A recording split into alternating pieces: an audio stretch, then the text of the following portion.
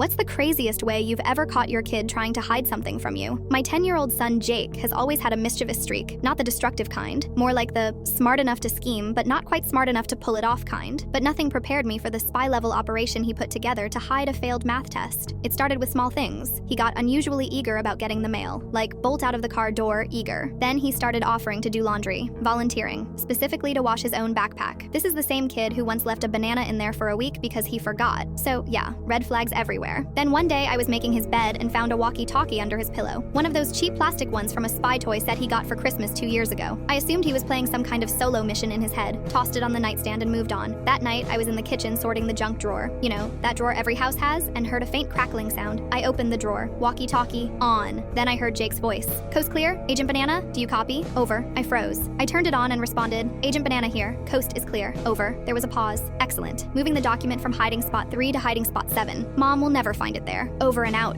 At this point, I dropped everything and went into full stealth mode. I followed him as he snuck into the garage. He grabbed the step stool, climbed up to the top shelf behind the old paint cans, and pulled out a Ziploc bag with a folded paper inside. Then he tucked it under his hoodie and crept out the back door. I peeked through the window and watched him go straight to his treehouse, kneel next to the base, and start digging. Buried the bag, covered it up, brushed off his hands like it was just another day at the office, and walked back inside like nothing happened. After bedtime, I slipped outside with a flashlight and a garden trowel, dug up the spot under the treehouse. Inside the Ziploc bag, a math test, big red F on top, and a handwritten note. Parent signature required. I couldn't even be mad. I was impressed. The decoys, the timing, the code names. He ran a solo Black Ops mission just to avoid one awkward conversation. At dinner the next night, I dropped the dirt-covered Ziploc on the table without saying a word. Jake froze, mouth half full of chicken. How did you? I raised an eyebrow. Agent Banana has her ways. He stared at me like I had cracked his encryption. Then he laughed, that half-nervous, half-admiring laugh kids do when they know the jig is up but they're still kind of proud of the work. We didn't yell. We didn't ground him. Instead, we had a long talk.